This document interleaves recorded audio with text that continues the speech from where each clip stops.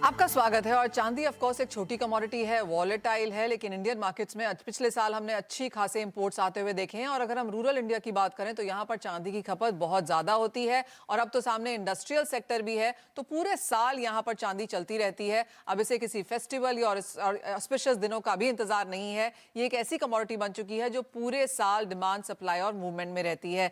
चिराग, ये सवाल आपसे है, ETF बाइंग भी हमने यहाँ पर अच्छी खासी आते हुए देखी है। इस साल की अब तक बात करें तो ऑफ कोर्स यहाँ पर नेगेटिव रिटर्न्स हैं, लेकिन कैसे देखते हैं आप ओवरऑल ETF की खरीदारी इंडियन मार्केट्स में? अब देखिए, ETF जरूर काफी हद तक ट्रैक्शन हुआ है।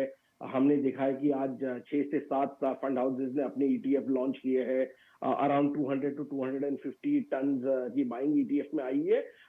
देखिए, एक चीज है कि इंडिया में आज भी फिजिकल होल्डिंग को लेके बहुत ज्यादा तवज्जो दी जाती है। हमने ये गोल्ड में भी देखा हुआ है कि गोल्ड की ETF शायद 12-13 साल से एग्जिस्टिंग है, बट 30 से 40 टन की होल्डिंग उसकी में हुई है। उसके कंपैरिजन में चांदी में काफी हद तक बहुत ही बढ़िया ट्रैक्शन मिला है, क्योंकि चांदी एक बल्की आइटम होता है, तो काफी लोगों को ETF में सहूलियत हो जाती है इन्वेस्टमेंट करने के लिए। मेरा अनुमान है, क्योंकि चांदी की जो इन्वेस्टमेंट है वो इतनी ज्यादा प्राइस सेंसिटिव है। जैसे हम थोड़ा और ड्रॉप देखेंगे प्राइसेस में, और ETF के AMCs अगर इसको अच्छी तरह से मार्केट करेंगे तो इसके अंदर भी बहुत ज्यादा ट्रैक्शन देखने को मिलेगा और भी। राइट। चिराग ठक्कर, ये सवाल आपसे है, हॉलमार्किंग की जब तक बात होती है तो सोने में मैंडेटरी है, HUID के भी इतनी सारी हम यहाँ पर बातें कर चुके हैं, डिबेट्स कर चुके हैं। जहां तक चांदी है ये मैंडेटरी नहीं है, यहाँ पर भी कुछ कंसर्न्स, कुछ बातचीत फिलहाल चल रही है। As a industry stakeholder आपका व्यू पॉइंट क्या है?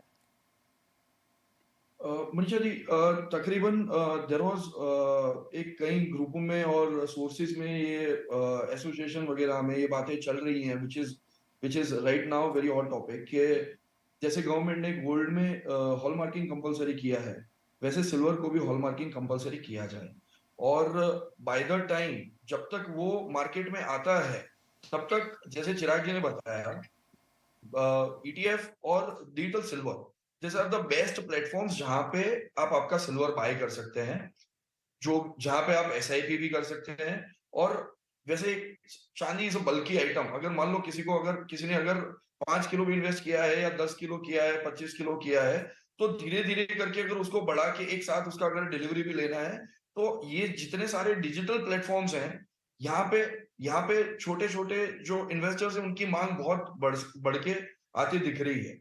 हम लोग एक प्लेटफॉर्म चलाते हैं डिजी सिल्वर, वहां पे भी हमने लास्ट 3 महीने में कई सारी ऐसी मूवमेंट्स देखी है जहां पे जब प्राइसेस आज से 2 महीने पहले वेर ट्रेडिंग अराउंड 68-69,000, काफी सारे लोगों ने वहां पे वही प्लेटफॉर्म पे प्रॉफिट टेकिंग करके अभी निचले के स्तर पे कई लोग वही लेवल पे वापस नए लेवल्स पे बाय कर रहे हैं। तो I think ETF and the digi silver platform are the best platform to start investing in small amounts.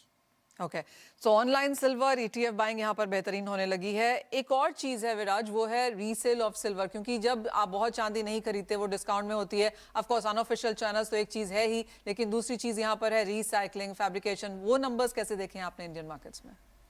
Manisha ji, Diwali के बाद ज़्यादा चांदी इंपोर्ट नहीं हुआ है कंट्री में।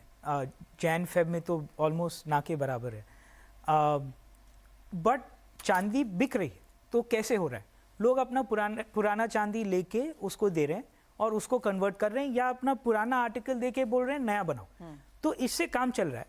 बट जो फ्रेश नया डिमांड जो दिवाली में देखा था, उसके थोड़े पहले देखा था, वो अभी नहीं हो रहा है। So this is happening officially unofficially both across the country. तो मेरे बहुत सारे कस्टमर्स बोल रहे थे कि रिटर्न चांदी हमारे पास बहुत आ रही है, इसलिए फ्रेश चांदी की खरीदी थोड़ी कम हो गई। और अब लेकिन विराज, अक्षय तृतीया आने वाला है, मई जून में फिर शादियां शुरू हो जाएंगी वहां पर, तो किस तरह की तैयारी अब बाजार करके ले रहा है? Everybody is very optimistic. सबको लग रहा है कि अभी डिमांड बहुत बढ़ेगा। इसलिए मैंने आपको याद है बोला था, there are bullion dealers, wholesalers, retailers and then industrial users. तो जो होलसेलर्स और मैन्युफैक्चरर्स हैं उनका डिमांड काफ़ी है, बिकॉज उनका अजम्पशन है कि अभी डिमांड बहुत आने वाला है। तो हम लोग 9 स्टेट्स में 30 शहरों में बेचते हैं, तो सबसे थोड़ा हमारा टच रहता है। ये पैन इंडिया सबको थोड़ा पॉजिटिविटी है।